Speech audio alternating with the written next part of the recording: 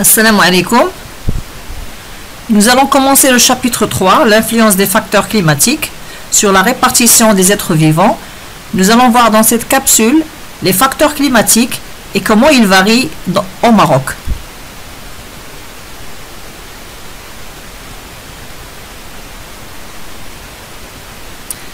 On a 3 documents qui montrent la répartition de certains êtres vivants au Maroc. Tout d'abord, la subérée ou forêt de chêne-liège qui est localisée uniquement au nord-ouest du Maroc. Ensuite, on a le document 2 qui montre la répartition des scorpions, différentes variétés. La répartition n'est pas homogène dans le territoire marocain. Le troisième document montre la répartition de l'arganier. C'est un arbre caractéristique du Maroc. On y trouve une forêt de plusieurs hectares qui est localisée uniquement dans le bassin de Sousse.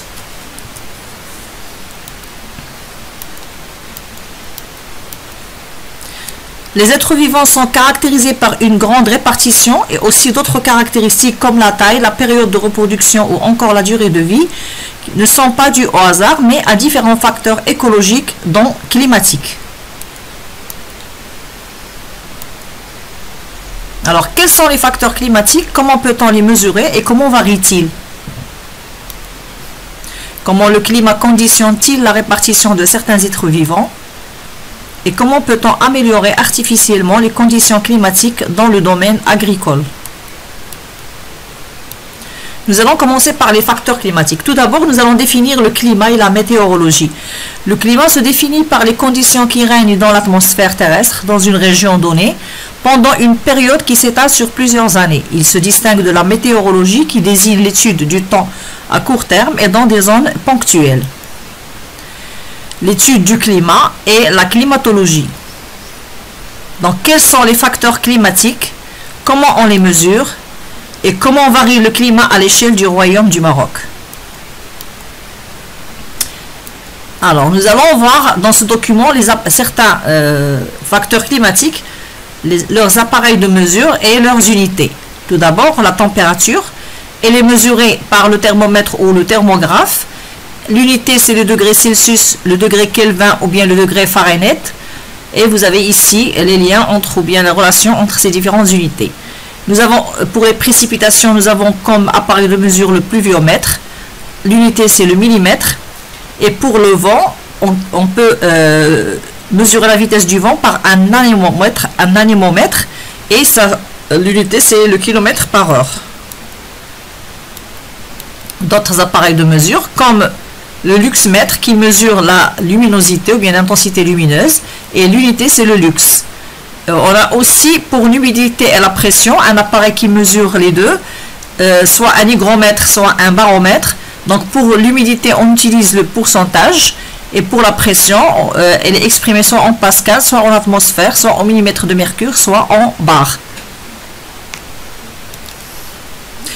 Les facteurs climatiques sont la température, les précipitations, la vitesse et la direction du vent, la luminosité, l'humidité et la pression. Comment varient les facteurs climatiques au Maroc? Nous avons ici 2 tableaux où il y a différentes villes et bien sûr ces tableaux représentent la variation des précipitations annuelles PA le long du littoral atlantique, donc selon la latitude et selon l'éloignement de la mer, donc la continentalité. Donc d'après le premier tableau, en allant de Tanger à Laayoune, du nord vers le sud, les précipitations annuelles diminuent, comme vous voyez ici. La variation des précipitations est liée à la latitude. Donc c'est quoi la latitude? Elle implique la coordonnée géographique qui détermine la distance d'un point nord-sud de l'équateur. Le deuxième tableau, les précipitations baissent en s'éloignant de la mer. Donc plus on s'éloigne de la mer, plus les précipitations diminuent. Donc c'est l'effet de la continentalité. Donc la continentalité est l'effet climatique produit par la distance d'une région à une grande masse d'eau, exemple la mer.